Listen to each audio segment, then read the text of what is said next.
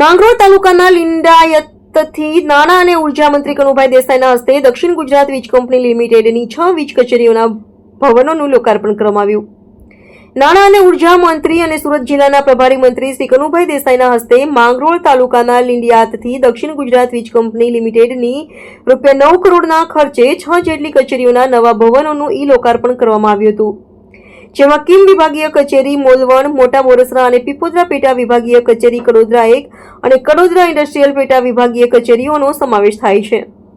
ઔદ્યોગિક અને રહેણાંક વિસ્તારોના સ્થાનિક વીજ ગ્રાહકોને નવીન કચેરીઓના કારણે સુવિધા ઊભી થશે અને વીજ સેવાનો બહોળો લાભ મળી રહેશે। આ પ્રસંગે જિલ્લા પંચાયત પ્રમુખ શ્રીમતી ભાવિનીબેન પટેલ, ડીજીવીસીએલના એમડી યોગેશ ચૌધરી, અધિક્ષક ઇજનેર સુરતી, કિમ કડોદરા ઇન્ડસ્ટ્રીઝના પ્રતિનિધિઓ, ગ્રામજનો ઉપસ્થિત રહ્યા હતા।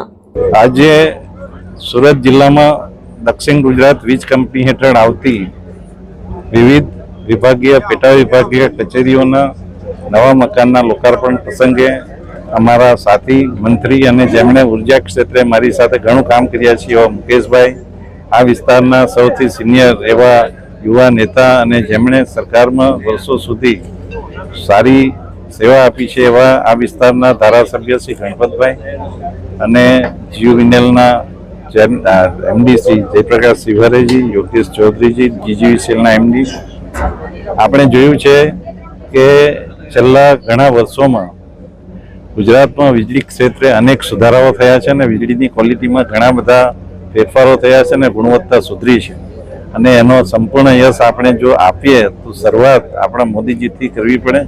મોદી સાહેબે દિવસે વીજળી આપવા જ્યોતિગ્રામ યોજના શરૂ કરી, ત્યાર પછી સોલાર પોલિસી અને ક્લાઇમેટ ચેન્જ ડિપાર્ટમેન્ટ શરૂ કરીને લોકોને સૌર ઉર્જા કે કુદરતી ઉર્જા કેવી રીતે મળે એના માટેના અનેક પ્રયત્નો કર્યા અને એમના પ્રયત્નો થકી જ જે પોલિસીઓ બનાવી એનાથી આપણું ગુજરાત સૌર ઉર્જા એટલે કે સોલાર ઉર્જા અને પવન ઉર્જામાં સમગ્ર દેશમાં નંબર 1નું સ્થાન ધરાવે છે અને એના લીધે જ આપણે જે ખેડૂતોને દિવસે વીજળી આપવાની માંગ વર્ષોથી હતી એ પૂર્ણ કરી શક્યા છે અને સાથે સાથે આ વીજળી આપણને સસ્તી પણ પડે છે। જ્યારે આપણે કોલસા અને બીજાથી વીજળી બનાવીએ છીએ ત્યારે એ વીજળીનો ખર્ચો 8 થી 10 રૂપિયા જેટલો થાય છે।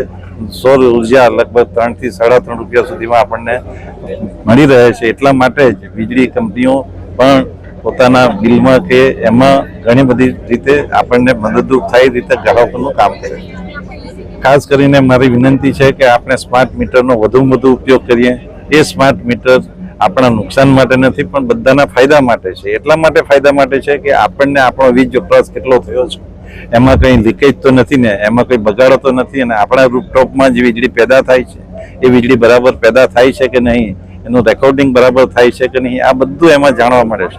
એટલે આપણે સૌ નમ્ર વિનંતી સાથે કહું છું કે સ્માર્ટ મીટર લગાવીએ અને આપણું ગુજરાત સ્માર્ટ મીટરમાં પણ સૌથી આગળ રહે એવી નમ્ર વિનંતી।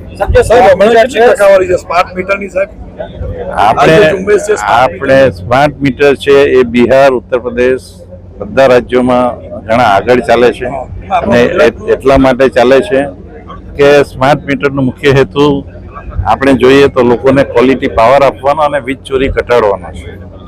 આપણા રાજ્યમાં દક્ષિણ ગુજરાત વીજ કંપની, મધ્ય ગુજરાત વીજ કંપની અને ઉત્તર ગુજરાત વીજ કંપનીમાં પાવર લોસ 6 થી 7% છે અને ડીજીવીસીએલ એટલે કે પશ્ચિમ ગુજરાત વીજ કંપનીમાં આવો લાઇન લોસ 20 થી 25% હતો, અત્યારે ત્યાં પણ 10% થઈ ગયો છે। એટલે આપણને સ્કાડા સિસ્ટમ સ્માર્ટ મીટરમાં લગાડવાથી આપણને આ ફાયદો થાય છે અને આપણે લગભગ અત્યાર સુધીમાં 11 લાખ જેટલા સ્માર્ટ મીટર લગાવી દીધા છે, પરંતુ હજી ઘણા લગાવવાના બાકી છે અને એ માટેની કાર્યવાહી ચાલુ છે।